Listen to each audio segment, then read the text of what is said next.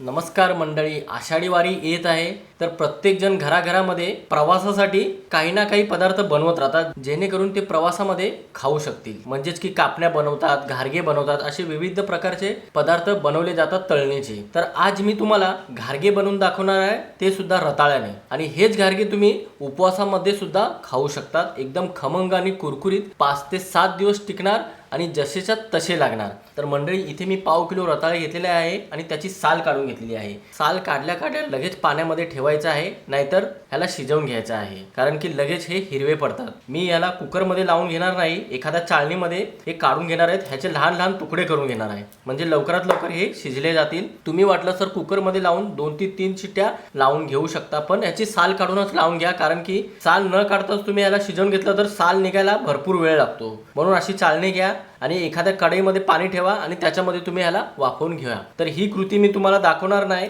ही कृती तर सर्वांनाच माहिती आहे, म्हणून ह्याला मी लहान लहान तुकडे करतो आणि ह्याला मग वाफवून घेतो. तर मंडळी, रताळ्याला मी शिजवण्यासाठी ठेवलेलं आहे. शिजून चांगले नरम पडत नाही आणि थंड सुद्धा पडत नाही, तोपर्यंत आपण पुढची तयारी करून घेऊ. एक नॉनस्टिक पॅन घ्या किंवा एखादी कढाई घ्या आणि त्याच्यामध्ये आपल्याला अर्धी वाटी साबुदाणा घ्यायचा आहे. अशी कोणती वाटी सेट करून घ्या आणि त्याच्यानेच आपल्याला माप संपूर्ण घ्यायचं आहे, म्हणजे माप परफेक्ट निघालं की रेसिपी अजिबात चुकत नाही. आणि ह्या साबुदाण्यामधला कच्चेपणा आणि ओलावा निघून जायला पाहिजे, म्हणजे जवळपास 2 ते 3 मिनिटापर्यंत गॅसला मंद करून भाजून घ्यायचं आहे. त्या मंडळी, जवळपास 2 ते 3 मिनिटापर्यंत ह्याला मस्तपैकी भाजून घेतलेलं आहे आणि थोडेसे फुगले आहेत साबुदाणा.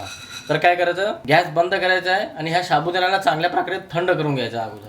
तर मंडळी, साबुदाणा थंड झाला की लहानशा मिक्सरच्या भांड्यामध्ये संपूर्ण साबुदाणा आपल्याला काढून घ्यायचा आहे आणि अगोदर ह्याला एकदम बारीक वाटून घ्यायचं आहे. जितकं शक्य असेल तितकं आपल्याला बारीक वाटून घ्यायचं आहे. तर पाहू शकता मंडळी, जितकं शक्य असेल तितकं साबुदाण्याला एकदम बारीक वाटून घेतलेलं आहे. भाजून घेतल्यामुळे साबुदाणा बारीक वाटला जातो. तर ह्यासोबतच ज्या वाटीने साबुदाणा घेतला होता त्याच वाटीने 1 वाटी आपल्याला वरईचे तांदूळ घ्यायचे आहे, म्हणजेच की भगर घ्यायचं आहे. आणि ह्या दोघांना सुद्धा चांगल्या प्रकारे पुन्हा एकदा फिरवून जितकं शक्य असेल तितकं बारीक वाटून घ्यायचं आहे. तर मंडळी, आपण पाहू शकता वरईचं तांदूळ आणि साबुदाणा चांगल्या प्रकारे एकदम बारीक झालेला आहे. रवाळ सुद्धा नाही, इतकं बारीक झालेलं आहे. आता याला थोडा वेळ आपण बाजूला ठेवूत आणि पुढची तयारी करून घेऊ.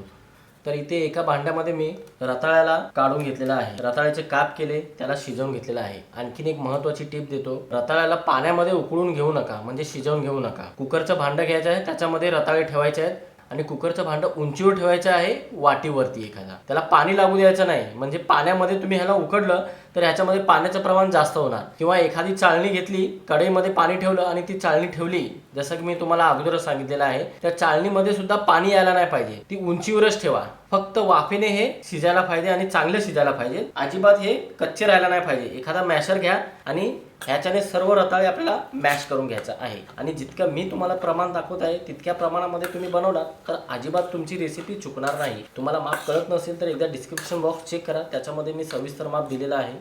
तर मंडळी, पाहू शकता मस्तपैकी असं मॅश झालेलं आहे आणि चिकट तर अजिबात झालेलं नाही, म्हणजेच की लगदा झालेला नाही, एकदम कोरडं झालेलं आहे, कारण की मी याला परफेक्ट प्रमाणामध्ये वाफवून घेतलेलं आहे, म्हणजेच की शिजवून घेतलेलं आहे. अजिबात पाणी ह्याला लागू दिलेलं नाही. अशा प्रकारे आपल्याला गुळगुळीत हे रताळ्याचे काप मॅश करून घ्यायचे आहे, अजिबात गाठी राहायला नाही पाहिजे. आता इथे आपल्याला फ्लेवर चांगला येण्यासाठी पाव चमचा वेलची पावडर वापरायची आहे आणि चव बॅलन्स राहण्यासाठी चिमूटभर आपल्याला मीठ टाकायचं आहे. आणि ज्या वाटीने मी वरईचे तांदूळ आणि भगर मोजून घेतलं होतं त्याच वाटीने अर्धी वाटी आपल्याला गूळ वापरायचा आहे, म्हणजे किसून घ्यायचं गूळ किंवा एकदम बारीक मॅश करून घ्या. आणि पुन्हा या सर्व जिन्नसांना चांगल्या प्रकारे मॅश केलेल्या रताळामध्ये एकजीव करायचा आहे. गुळाला पाणी सुटेपर्यंत आपल्याला ह्याला एकजीव करून घ्यायचा आहे, म्हणजे हलकासा ओलेपणा असला की पुढची क्रिया करायला आपल्याला सोपं जातं.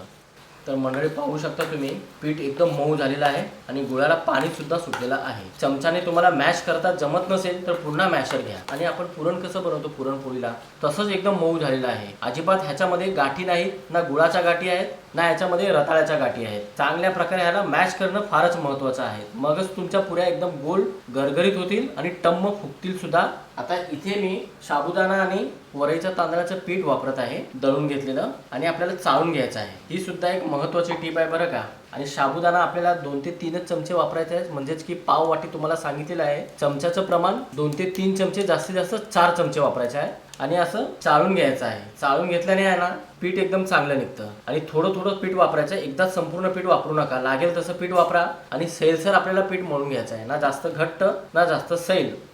तर मंडळी आपण पाहू शकता मस्त असं सैलसर पीठ मी मळून घेतलेलं आहे, म्हणजेच की जास्त घट्टसुद्धा नाही आणि जास्त मऊसुद्धा नाही. परफेक्ट प्रमाणामध्ये आपल्याला पीठ असं मळून घ्यायचं आहे. तुमचं पीठ तुटत असेल म्हणजे कोरडं कोरडं लागत असेल, तुम्हाला असं वाटत असेल ह्याच्या पुऱ्या लाटू नाही शकत, तर तुम्ही तिथे फक्त चमचा 2 चमचा पाणी लावू शकता बाइंडिंगसाठी, किंवा थोडंसं तेल वापरू शकता, पण त्यापेक्षा जास्त वापरू नका, नाहीतर पुऱ्या जास्त दिवस टिकणार नाही. टिकणार 2 ते 3 दिवस, पण जास्त दिवस टिकणार नाही. आणि बाइंडिंग येत नसेल, राजगिरीचं पीठ असेल किंवा शिंगाड्याचं पीठ असेल ते वापरलं तरी चालेल. आता साबुदाणा वापरलेला आहे म्हणून साबुदाणा चांगल्या प्रकारे भिजण्यासाठी इथे आपल्याला झाकण लावायचं आहे आणि 10 मिनिटं वाट पाहायची आहे.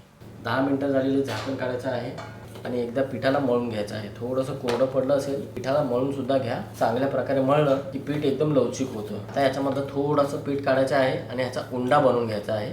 थोडंसं कोरडं पीठ घ्यायचं आहे, जे आपण वाटून ठेवलं होतं ना ते घ्यायचं आहे. या उंड्याला दोन्ही बाजूला लावायचं आहे आणि जास्त पातळ नाही आणि जास्त जाड नाही, मध्यम टाईपमध्ये लाटून घ्यायचं. जसं आपण चपात्या लाटतो ना तसंच लाटून घ्यायचं आहे. तर मंडळी पाहू शकता असं आपल्याला अगोदर लहान चपाती लाटून घ्यायची आहे. एकदा जास्त पीठ घ्यायचं नाही, जास्त पीठ घेतलं तर ह्याला भेगा पडणार, म्हणून कमी पीठ घ्यायचं आहे आणि लहानशी पुरी अगोदर आपल्याला लाटून घ्यायची आहे. मग ह्याच्यावरनं आपल्याला थोडंसं खसखस लावून घ्यायची आहे. असं हाताने पसरून घ्या थोडीशी खसखस आणि हलक्या दाब देऊन पुन्हा ह्याला लाटून घ्या. खसखस चांगल्या प्रकारे चिटकायला पाहिजे आणि पुरी सुद्धा एकदम परफेक्ट व्हायला पाहिजे.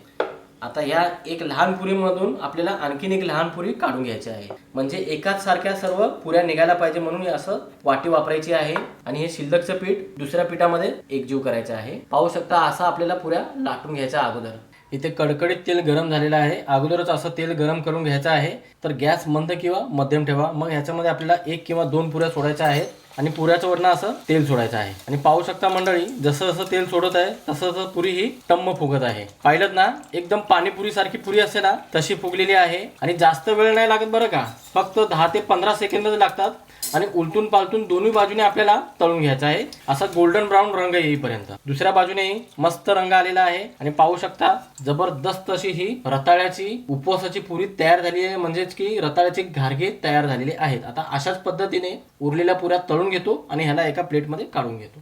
तर मंडळी आषाढी एकादशी येण्याच्या अगोदर आपण तळणीचे पदार्थ भरपूर बनवतो, विशेष म्हणजे कापण्या भरपूर बनवतो. पण यावेळी तुम्ही कापण्याबरोबर हा पदार्थ एकदा नक्की बनवा.